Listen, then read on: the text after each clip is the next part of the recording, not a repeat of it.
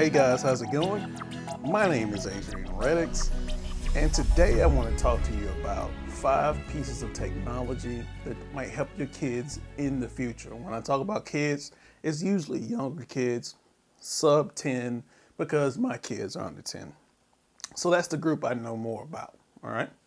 So let's get into it.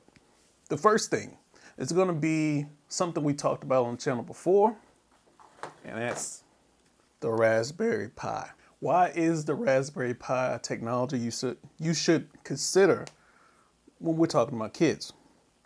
One, as I talked about in a previous video, it's cheap. $35, but with all the accessories, it's going to be more like $50, $60. So just say $50, $60 computer. It's focused on teaching kids how to learn, programming, and all the different things that people do with these things. Like, as we talked about robotics. Some people turn them into little gaming devices.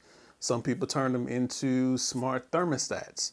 I've seen people use them for weather machines. So it gives them an opportunity to be very creative and learn about STEM careers or different STEM technologies. It gives them a chance to learn a different operating system that they may not have been exposed to, and usually on Raspberry Pi is Linux. So you can expose them to things that they hadn't seen or a different operating system. I think that's key. And if you want the kids to be more creative, I think the Raspberry Pi is a good thing to use. The next piece of tech I believe that kids can use as far as being ready for the future is a smartphone. Why? Just like everything else, this world is about connectivity. And if you're not connected, kids will be left behind. I know certain socioeconomic statuses can inhibit kids from doing that. But if you can, smartphones, because one, it keeps them connected to the outside world. 2, it can be used as a tool to engage in networking with friends and family and meet new people. It's a way they can still have fun. You can download apps and play games and things like that. And also, I know I've been seeing it since this whole pandemic has happened. Kids getting out there and doing a little entrepreneurship as far as, marketing their homemade hand sanitizer or things like that. I guess it's the new digital lemonade stand. But this phone can do so many things as far as keeping kids connected, learning from each other, as far as the apps that they use and things like that. So I think a smartphone is something that definitely can help kids. Now it doesn't have to be the most expensive smartphone. As long as it's a smartphone that is able to be updated and is secure, it'll be fun.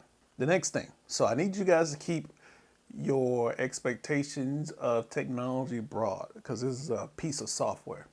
And that piece of software is ABC Mouse. ABC Mouse is something that I've been using for my kids for the last 4 or 5 years. Tell you why. We used to watch on Saturday morning on NBC, they used to have a bunch of Sprout shows like The Chica Show, Noodle and Doodle, and Just in Time, right? And a commercial used to always come up, and I kind of heard about it, but these parents would be like, oh, ABC Mouse is so good for the kids. ABC Mouse, I don't know what I'd do without it. I'm a teacher. So I got suckered by the marketing, and let me tell you that they were right. ABC Mouse introduces kids to a lot of different things as far as helping them read and math and social studies and science, which I don't think at the lower level from what I've seen that in the school districts I've been involved with the last couple of years. Social studies and science aren't as well taught or emphasized as I think they should be. But it takes all these learning things and turns them into a fun, creative way of interacting and learning. So they have these books and they have these different lessons about animals and things like that. And I think the way they do it, then the technology really comes in the platform. You can use ABC Mouse on almost anything. They have an app on every platform, almost. And if you don't have the app, the browser is still as easy to use and it's not overly complicated like some websites that have either a great app and a horrible website, or a great website and a tremendously horrible app. So many examples of that. So ABC Mouse takes all those good things from being a cross-platform company and still brings that same experience no matter where you're accessing from. I like ABC Mouse. I think it's a good thing. The next thing is video game systems. I know I said I wouldn't talk about video games, but hear me out. Since kids don't go outside as much as previous generations, how do they get social interaction? By video games. I know plenty of kids, like my kids, play Roblox a lot. With Roblox, they have a bunch of different games that they can participate in. My daughter likes this game. I think it's called Catwalk, or I'm not quite sure what the game is called. But you have a certain amount of time where you have to get dressed up and do a catwalk. And you get dressed up, do a catwalk. Everybody that's participating was like, oh man, and gives you a score. And at the end of that game, whoever has the highest score wins, which is simple. But what this thing does is it gives you three things that if you don't look at it, I mean, the game looks like it's vapid and there's nothing, it's devoid of a point. But one thing it gives you is creativity. You know, how can I put together these clothes that I can look good? Which we do that every day we get up for in life. So that's one skill. Two is how to fairly and accurately judge things. Like, you'll see her talk about, hey, oh, well, I don't like the way she did this, or I think might be better. I think this might make her avatar, or him or her. It's not really a gender thing. How to make that look better and things like that. And the third thing is how to take criticism. Because sometimes she comes in last place and she doesn't cry like she normally does. She takes that and puts it in a constructive manner to, hey, I'm going to play this game again, try to tweak and do things to try to get a higher score. And it's not pandering to people like, ooh, please like me. Oh, I can't take it if you don't like me. It's how we interact and how they interact, right? Another game is like Minecraft. Minecraft also has some creative elements to it as far as world building and almost like a crafting game, but it also, you can talk to your friends and build these amazing, you have some Minecraft maps that have like a recreation of like different fantasy worlds like Hogwarts, or I know some people even recreated a laundromat like Investment Joy, that guy. Also Fortnite. Fortnite is a game that teaches team building, working together. It also has a social aspect where you can talk and plan, strategize. So just because kids aren't going outside doesn't mean they can't harness and develop the same skills that previous generations had too. It's just in a different format. You're still communicating. You're still learning. It's just not face to face. So the last thing, it's going to be about engineering / chemistry sets or things in that same vein. You remember when I said to keep your definition broad of technology? This is where I need you to really focus in. Focus in. Let's look at the definition of what technology is. Technology, the practical application of knowledge, especially in a particular area. A capability given by the practical application of knowledge. A manner of accomplishing a task, especially using technical processes, methods, and knowledge. The specialized aspect of a particular field of endeavor. So, technology, it didn't say technology was a consumer piece of hardware, right? It didn't say technology was something that had a motherboard in it. It didn't say technology had to do with electricity. It said technology is, my favorite definition, is the practical application of knowledge, especially in a particular area.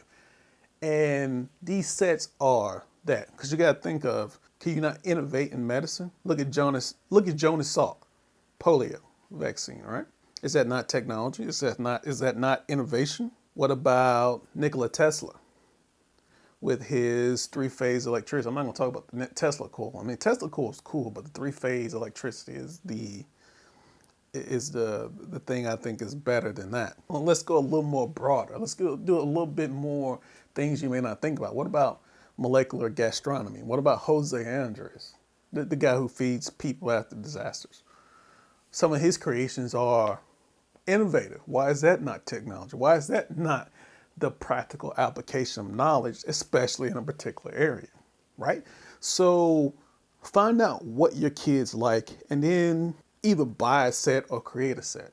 I know that Lego, when I was younger, had a building competition that whoever built the best structure won a prize. So we would go to the mall, me and my brother, and we would participate and build, and I would lose because I wasn't creative. But you saw some people create these great things. I also know that we had a lesson in school where we took a bunch of sticks and tried to build a bridge that could hold a certain amount of weight. So what if the kid was interested in sewing? Why not buy them a kit and let them create and come up with a different way of attaching a handle to a handbag? Or if the kid like cooking, get them an easy bake oven. It doesn't matter if they're male, female, or whatever their gender is, because everybody deserves the right to have a piece of equipment and put some crappy cake mix in and let it get dried out by a light bulb. Easy bake ovens, they're different. And I know my son likes to get out there and garden. So why not let him develop a new irrigation technique or explore these options? Don't think of technology as being this monolith. It's everything. Any type of innovation is technology. We're going to go into depth in another video on this. And that's it. I think those 5 things could help your kids in the long run. And they're not necessarily about learning coding or programming. It's about taking these ideas that we have in the old world as far as networking and socializing and applying them to the new age, right? And that's what I think about that. If you guys like this video, hit it with a thumbs up. If you didn't like the video, give me a thumbs down. Tell me why you didn't like the video. And guys, I'll catch you in the next one. Have a good one.